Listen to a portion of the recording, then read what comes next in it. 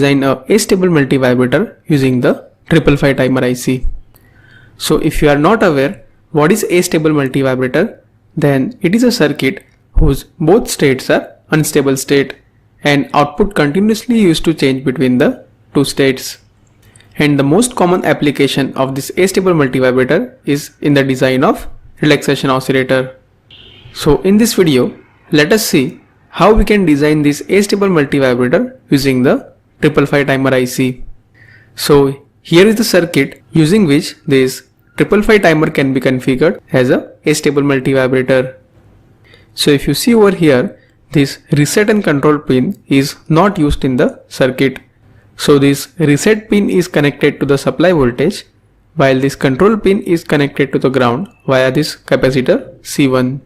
And over here, this threshold and the trigger pins are connected together. Now to understand the working of this circuit, let me just draw the same circuit along with the internal block diagram. Now whenever the circuit is just turned on, at that time this capacitor will be fully uncharged, or we can say that the voltage at this pin number 2 and 6 will be equal to 0 volt. Now like we had seen in the previous videos, the voltage at these two nodes of the voltage divider will be equal to 2 by 3 VCC and 1 by 3 VCC respectively.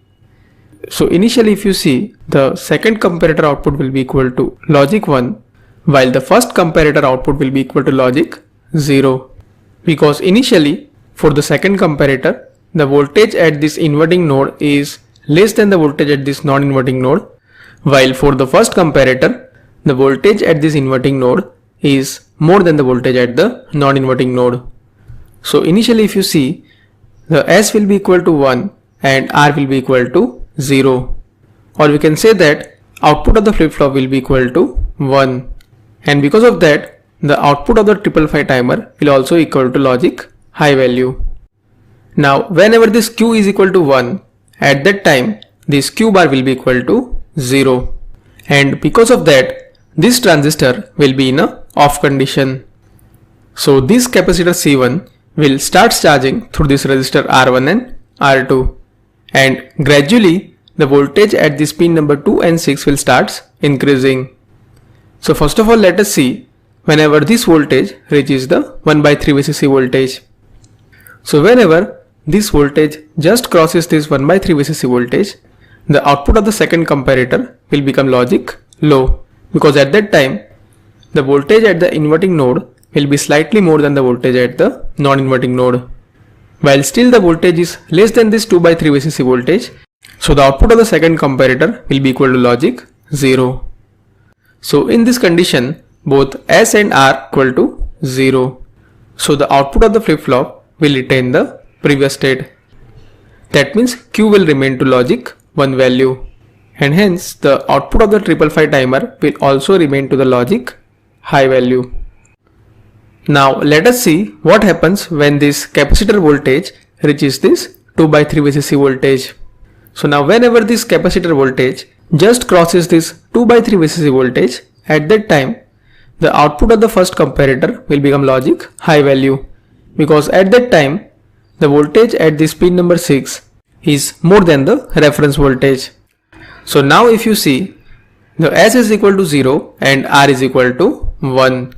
So this flip-flop will get reset to the logic 0 value, and whenever this capacitor voltage just reaches this 2 by 3 VCC voltage, then you will see the transition in the output from logic high value to the logic low value.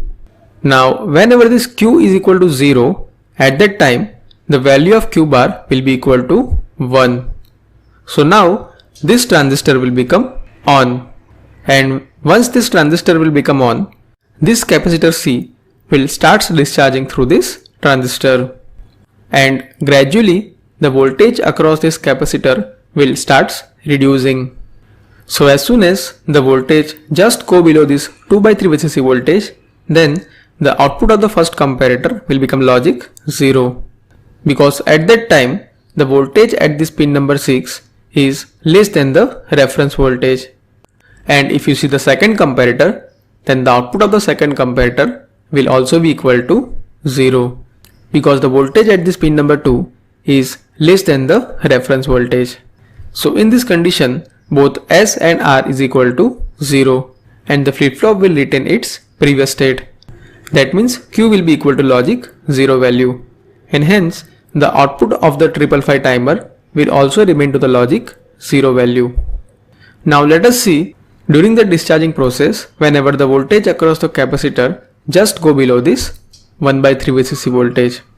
Now once this voltage goes below this 1/3 VCC voltage, then the output of the second comparator will become logic high value, because at that time the voltage at this non-inverting terminal is more than the voltage at this inverting terminal, and in this condition S will be equal to 1 and R will be equal to 0, and now the flip-flop will get set to the logic 1 value, and at the same time you will see a transition in the output from logic low value to the logic high value. Now once this Q will become 1, the Q bar will be equal to logic 0, and as soon as this Q bar will become 0, this transistor will get off, and now this capacitor will again start charging through this resistor R1 and R2. So in this way this capacitor is charging between this 2/3 VCC and 1/3 VCC voltages, and because of the charging and discharging of this capacitor, we will see a transition in the output voltage. So during the charging process, whenever the voltage across the capacitor just crosses this 2/3 VCC voltage, then there is a transition in the output from logic high value to the logic low value. And likewise, during the discharging process, whenever the voltage across the capacitor just go below this 1/3 VCC voltage, then there is a transition from logic low value to the logic high value. And if we see the same sequence in a timing diagram, then it will look like this. So here this blue graph represents the charging and discharging of the capacitor, while the yellow graph represents the output of the 555 timer. So initially whenever the circuit is just turned on, at that time the output of the 555 timer will be high and the capacitor will start charging towards the VCC voltage. Now as soon as the voltage across the capacitor just reaches this 2/3 VCC voltage, then you will see a transition in the output from logic high value to the logic low value, and now the capacitor will start discharging towards the 0 volt. So now during the discharging process, as soon as it reaches this 1/3 VCC voltage, then once again you will see a transition from logic low value to the logic high value, and in this way the capacitor is charging and discharging between these two voltages. So over here T1 is the time for which the output of the timer is high, while T2 is the time for which the output of the timer remains the low value. Or in another way we can say that T1 is the time which capacitor requires to charge from 1/3 VCC voltage to the 2/3 VCC voltage, while T2 is the discharging time which is required by the capacitor to go from 2/3 VCC voltage to the 1/3 VCC voltage. So if we represent this T1 and T2 mathematically, then mathematically it can be represented like this. That means T1 will be equal to 0.693 times R1 plus R2, while T2 will be equal to 0.693 times R2. Now one more thing, if you observe over here, this T1 is greater than T2 because during the charging the capacitor is charging through this resistor R1 and R2, while during the discharging process it is only discharging through this resistor R2, and that is why this T1 will be always more than T2. Or in another way we can say that the duty cycle of this astable multivibrator will be always more than 50%. Now over here the total time period T will be equal to the summation of this T1 and T2, that is 0.693 times R1 plus 2R2, and the duty cycle can be represented as the on time divided by the total time period, that is T1 divided by T, or we can say that that is equal to 0.693 times R1 plus R2 divided by 0.693 times R1 plus 2R2. That means the duty cycle will be equal to R1 plus R2 divided by R1 plus 2R2. So from the expression you can see that for this particular circuit, the duty cycle will be always more than the 50%. And to get a 50% of duty cycle, the value of R1 should be equal to 0. So in this particular circuit, whenever R1 is equal to 0, at that time we can achieve a 50% of duty cycle. Now whenever this R1 is equal to 0, at that time the collector of this transistor will get directly exposed to the supply voltage. And whenever this transistor is on, at that time it is possible that it will draw a more current. And because of that, this internal transistor may get damaged. Now there is one more alternative using which we can also achieve the 50% of duty cycle. So now in this circuit, the diode is connected between this pin number 7 and 2. So using this circuit, it is possible to achieve a duty cycle of 50% or even less than the 50%. So now let us see the working of this circuit. So now during the charging of this capacitor, this diode will become on, and in the on condition, the resistance offered by the diode will be less than this R2. So during the charging time, this capacitor will charge through this resistor R1 and through this diode. So the charging time T1 can be given as 0.693 times R1 plus RD times C, where RD is the forward resistance of this diode. And during the discharging time, this diode will remain off. So this capacitor will get discharged through this resistor R2. So the discharging time T2 can be given as 0.693 times R2 times C. So now if we adjust the value of R1 in such a way that this R1 plus RD is equal to R2, then it is possible to achieve the 50% of duty cycle. Now over here, suppose if we assume this diode as an ideal diode, in that case its forward resistance should be equal to 0. So in that case, this T1 will be equal to 0.693 times R1 times C, while the T2 will be equal to 0.693 times R2 times C. And in that condition, the duty cycle will become R1 divided by R1 plus R2. So suppose if you want to achieve a 50% of duty cycle, then the value of R1 and R2 should be equal to same. And using this circuit, it is even possible to achieve either more or less than the 50% of duty cycle. So if R1 is greater than R2, in that case the duty cycle will be more than the 50%. While whenever this R1 is less than R2, in that case the duty cycle will be less than 50%. So using this circuit, it is possible to achieve the desired duty cycle. So now let us design one astable multivibrator whose frequency f is equal to 10 kHz and duty cycle is equal to 50%. So now to get a duty cycle of 50%, the value of R1 and R2 should be equal to same. Let's say that is equal to R, and the total time period T will be equal to 0.693 times R1 plus R2 times C. Now over here, as f is equal to 10 kHz, so the time period T will become 0.1 millisecond. Now here, let us assume the value of C as 0.1 microfarad. So we can write this expression as 0.1 millisecond, that is equal to 0.693 times R1 plus R2 times 0.1 microfarad. Or we can say that this R1 plus R2 will be equal to 0.1 millisecond divided by 0.693 times 0.1 microfarad. Now over here, as this R1 and R2 are equal, so we can write it as 2R1, and if we simplify it, then the value of R1 will roughly come around as 720 ohm.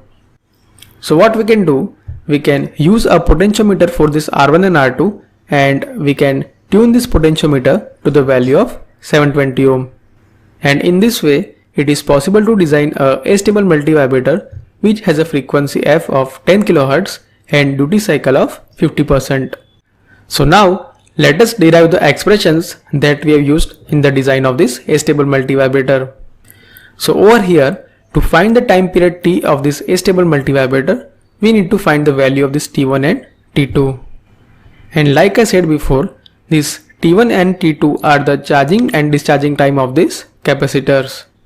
So first of all, let us find out the value of this T1.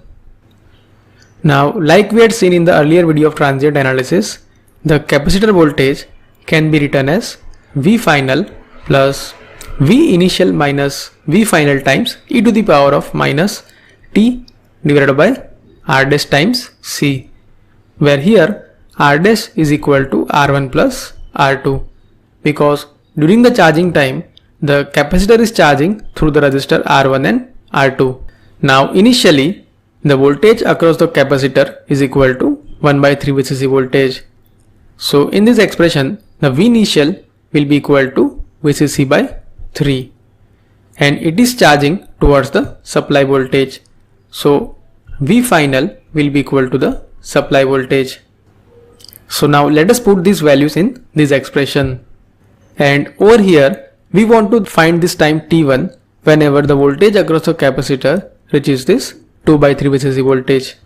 So we can write this expression as Vc of T1 will be equal to VCC plus 1 by 3 VCC minus VCC times e to the power of minus T1 divided by R dash C, and the value of this Vc of T1 is equal to 2 VCC by 3. So we can write this expression as 2 VCC by 3 is equal to VCC minus 2 VCC by 3 times e to the power of minus T1 divided by R dash C. And further if we simplify it, then we can write it as minus of VCC by 3 is equal to minus 2 VCC by 3 times e to the power of minus T1 divided by R dash C. Or we can say that 1 by 2 is equal to e to the power of minus T1 divided by R dash C. So now if we take a natural log on both sides and if we simplify this expression, then the value of this time T1 will come out as natural log of 2 times R dash times C. Or we can say that this time T1 will be equal to 0.693 times R1 plus R2 times C. So this is the time T1 which is required by the capacitor to charge from 1 by 3 VCC voltage to the 2 by 3 VCC voltage. So now similarly, let us find out this time T2. So once again, let us write down the expression of this capacitor voltage, that is Vc of T will be equal to V final plus V initial minus V final times e to the power of minus T divided by R2C, because during the discharging time capacitor is discharging through this resistor R2. Now during this time the initial voltage across the capacitor will be equal to 2 by 3 VCC. So we can say that the V initial will be equal to 2 by 3 VCC and it is discharging towards the 0 voltage. So the final voltage across the capacitor should be equal to 0 volt, and we want to find the time T2 whenever the voltage across the capacitor just reaches this 1 by 3 VCC voltage.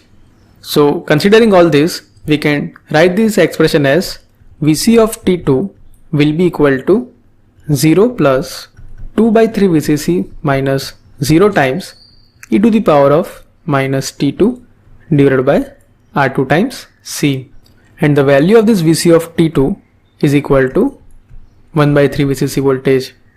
So we can write this expression as 1 by 3 VCC is equal to 2 by VCC times e to the power of minus T2 divided by R2 times C. And if we further simplify it, then we can write it as 1 by 2 times e to the power of minus T2 divided by R2 times C. So if we take the natural log on both sides,